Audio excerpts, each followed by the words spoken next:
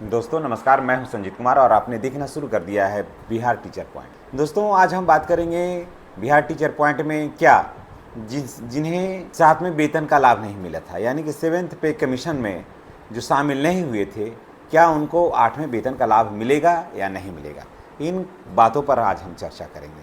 बहुत सारे हमारे शिक्षक साथी भाई बहन कमेंट कर रहे थे बीपीएससी वाले कि सर क्या हमें अभी तक तो हम लोगों को ऐड नहीं हुआ 7वें वेतन में, तो क्या 8वें का लाभ मिल सकता है या नहीं मिल सकता है। थोड़ा इस पर हम लोगों को मार्गदर्शन दीजिए। तो चलिए इस पर हम विचार करते हैं। देखिए, जब आप एक कर्मचारी हैं, बिहार सरकार के कर्मचारी हैं, नियमित कर्मचारी हैं, है ना, तो लाभ सबको मिलेगा, लाभ सबको मिलना भी चाहिए। और पीछे का भी अगर आप इतिहास दिखाइए लीजिएगा एज ए शिक्षक, और या फिर शिक्षकों को कहिए, खास करके उस समय नियोजित शिक्षकों को कहिए, नियोजित शिक्षकों को भी 6ठे वेतन का लाभ नहीं मिला था। तो उन नियोजित शिक्षकों को जब 6ठे वेतन का लाभ नहीं मिला, तो उन शिक्षकों को 7वें वेतन का लाभ आखिर कैसे मिला, ये एक विचारणीय प्रश्न है ना। जब 6ठे वेतन का लाभ नहीं मिला था नियोजित शिक्षकों को, तो 7वें वेतन का लाभ कैसे मिला ना। तो उसी आधार पर आप सबों को भी मिलेगा। आधार बिल्कुल वैसे ही होगा, लेकिन उससे तो और भी बेहतर हुआ ना कि नियोजित शिक्षक एक नियोजित शिक्षक थे, आज भी हैं, और आप एक सरकारी सेवक हैं, आप राजकर्मी हैं, है ना।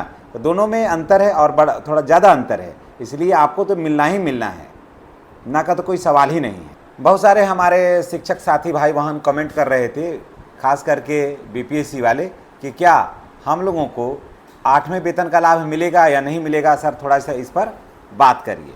देखिए, मैं थोड़ा पीछे चलता हूँ तो ज़्यादा आपको समझ में आ जाएगी, लेकिन उससे पहले एक लाइन ये समझ लीजिए कि जब आप एक सरकारी कर्मी हैं और जब आपने सरकारी के सारे नियमों को पालन करते हुए आप यहाँ तक पहुँचे हैं, शिक्षक बने हैं, तो लाभ तो बिल्कुल मिलना ही मिलना है, ना का तो कोई सवाल ही नहीं है। लाभ मिलना चाहिए भी और मिलेगा भी, समझ गए।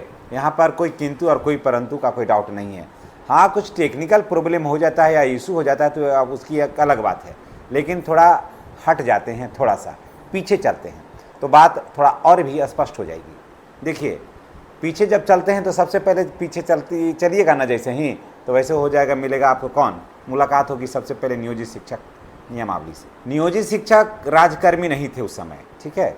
नियोजित शिक्षक राजकर्मी आज भी नहीं, हम भी नियोजित शिक्षक। ये भी हम आपके मन में कन्फ्यूजन जो है अभी फ़िलहाल हम दूर किए रहते हैं कि अभी वर्तमान में हम भी नियोजित शिक्षक ही हैं। तो आपको मैं बता दूं कि नियोजित शिक्षकों को भी या 7वें वेतन का लाभ उसी देना था जो राजकर्मी हैं, या 7वें वेतन का लाभ उन्हें दिया जाता है जो राजकर्मी होते हैं, न कि कॉन्ट्रैक्ट पर बहाल कोई कर्मचारी या फिर नियोजित कोई कर्मचारी है, जैसे नियोजित शिक्षक। इन सबों को मिलता है, इन सबों को नियमता या वैधानिक रूप से कहिए तो इन लोगों को 7वें वेतन का लाभ बिल्कुल नहीं मिलना चाहिए था, समझ गए। आपको आश्चर्य हो रहा होगा कि मैं कह रहा हूँ, हाँ, नियमता नहीं मिलना चाहिए था, कारण कि नियम नहीं है। नियोजितों को या फिर कोई भी नियोजित को या फिर कॉन्ट्रैक्ट पर जो भी काम कर रहे हैं उनको नहीं मिलना था, ठीक है। लेकिन 7वें वेतन का लाभ मिला, तो मिला तो कैसे मिला। अभी आप लोग कहेंगे कि भाई तो इसका मतलब कि नियोजित क्या कर्मचारी नहीं है। नियोजित कर्मचारी हैं, लेकिन वो राजकर्मी नहीं है, समझ गए, बात को समझ लीजिए। नियोजित कर्मचारी हैं लेकिन वो राजकर्मी नहीं है ना। लेकिन फिर आप कहिएगा तो मिला कैसे। मिला नीतीश कुमार, ड्यू टू नीतीश कुमार की वजह से मिला। नीतीश कुमार ने नियोजित शिक्षकों को दिया, समझ गए। नीतीश कुमार हमेशा ये बात को कहते हैं कि हम ही दिए हैं और हम ही देंगे, ये बात उनका 100% बिल्कुल सत्य है। तो उन्होंने कहा था कि हम ही दिए हैं और हम ही देंगे। तो नियोजित शिक्षक उस समय राजकर्मी नहीं थे। नियोजित शिक्षक आज भी राजकर्मी नहीं है, लेकिन उस समय नियोजित शिक्षकों को माननीय नीतीश कुमार जी ने 7वें वेतन में उनको जो ऐड किया और उनको मिला, उसको नियोजित शिक्षकों को मिला। अब आप ये सोचिएगा कि जब राजकर्मी नहीं है तो क्या नियोजित शिक्षकों को आज मिलेगा या नहीं मिलेगा। तो मैं आपको बता देता हूँ कि नियोजित शिक्षकों को मिलेगा। ऐसा नहीं है नियोजित शिक्षक अगर भाई बहन हमारे देख रहे हैं तो उनको ये लगे कि मैं ये क्या कह रहा हूँ, क्या नहीं मिलेगा, हम तो राजकर्मी नहीं हैं। नहीं, नियोजित शिक्षकों को भी मिलेगा और 100% नियोजित शिक्षक को मिलेगा ही मिलेगा 8वें वेतन का लाभ।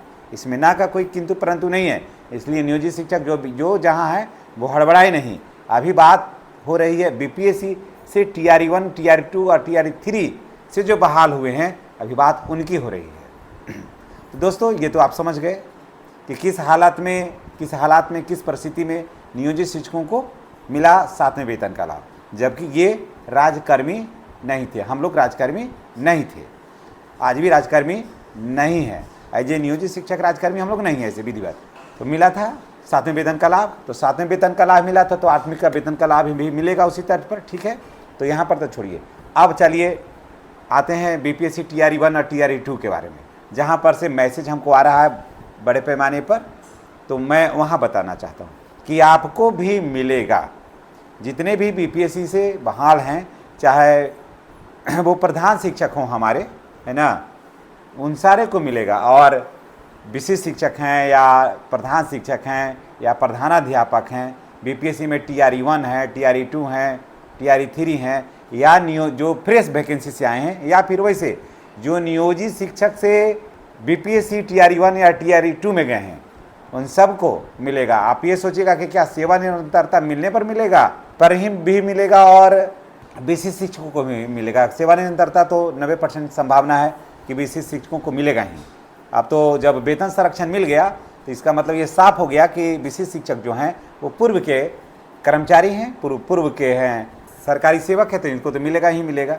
लेकिन जो बीपीएससी से जो फ्रेश आए हैं, और ये भी जान लीजिए थोड़ा सा हमारे वो भाई बहन भी गुमराह नहीं हो, जो नियोजित से टीआरई 1 टीआरई 2 में गए हैं, वो तो एकदम 100% एकदम शांत रहिए। उन लोगों को छटपटाने और ज़्यादा अधिक घड़वाने की जरूरत नहीं है, उनको तो मिलेगा ही, क्योंकि ऑलरेडी विशिष्ट शिक्षकों को पहले ही 7वें वेतन का लाभ में ऐड किया हुआ है, तो उनको मिलेगा।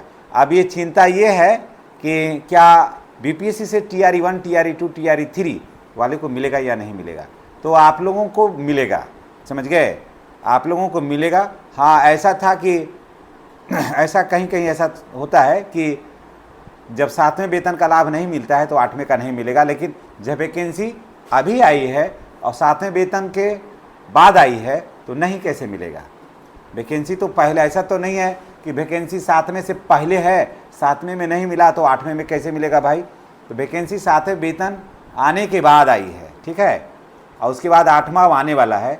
तो जितने भी हमारे बीपीएससी से टीआरई 1 टीआरई 2, चाहे वो 1 to 5 हो, 6 to 8 हो, या 10+2 में काम कर रहे हैं हमारे भाई बहन जो भी हैं, है ना, उन सारे लोगों को मैं ये बताना चाहता हूँ कि आप लोगों को भी 8वें वेतन का लाभ मिलेगा, ठीक है, लेकिन वो मिलेगा आपके मूल वेतन के आधार पर, समझ गए। जितना आपका अभी मूल वेतन है उसी के आधार पर मिलेगा। आप ये सोच लीजिएगा कि आपको विशिष्ट शिक्षक के तौर पर मिल जाएगा या नियोजित शिक्षक के तौर पर मिलेगा, तो इन लोगों का जो है ना मूल वेतन जो है वो आपसे अधिक है।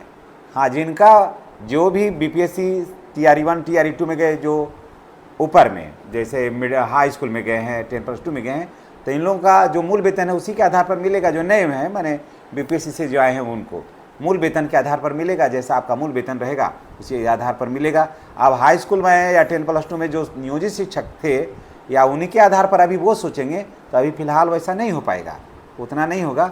वेतन में थोड़ा डिफरेंसेस अभी रहेगा, लेकिन मिलेगा 100%, समझ गए ना, का कोई सवाल नहीं है। और इसलिए मन में अगर कोई दुविधा या कोई ऐसा रहेगा तो कमेंट करके बताइएगा।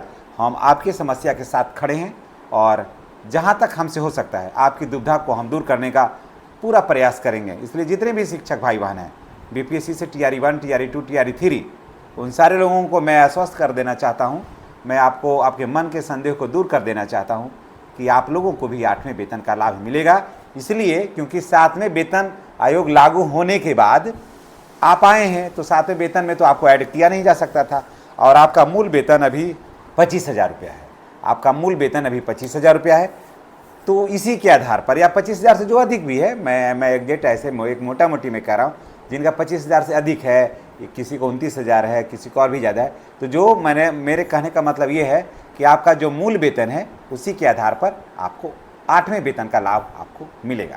दोस्तों, इसी के साथ हम आपसे विदा लेते हैं, लेकिन आप लोग से गुजारिश है कि आप वीडियो देखते हैं, भरपूर प्यार देते हैं, समझ गए, इसमें तो कोई डाउट नहीं है। और मैं इतना उम्मीद नहीं लगाए बैठे था कि आप लोगों से इतना प्यार, इतना सम्मान हमारी आवाज़ को मिलेगा, लेकिन आप लोगों ने उसे अपने दिल में जो सम्मान दिया, इसके लिए हम आपका शुक्रगुजार हैं। लेकिन चैनल को थोड़ा सब्सक्राइब करिए। अब तमाम सम्मानित भाई बहनों से मेरी गुजारिश है कि चैनल को सब्सक्राइब करिए ताकि मेरा हौसला बढ़े और हम आपके लिए हर समस्या के साथ खड़े हों और हर समाधान को ढूंढने का वैधानिक सुझाव और सलाह हम देंगे। धन्यवाद। चैनल को हर हाल में सब्सक्राइब कर लीजिएगा। Thank you. और दीपावली और छठ की आप लोगों की हार्दिक शुभकामना। कल से विद्यालय में छुट्टी हो रहा है और इस छुट्टी को सेलिब्रेट करिए।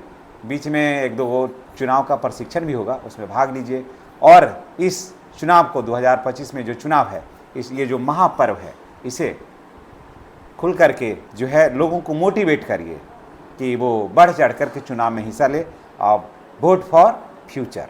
किसी पार्टी किसी पॉलिटिक्स में नहीं पढ़ करके ऐसे जगह वोट करें जहां से हमारे बिहार का फ्यूचर जो है ना वो बेहतर हो सके और बिहार जो है अपने पुराने अतीत को दोहरा सके। जय बिहार, जय शिक्षक समाज।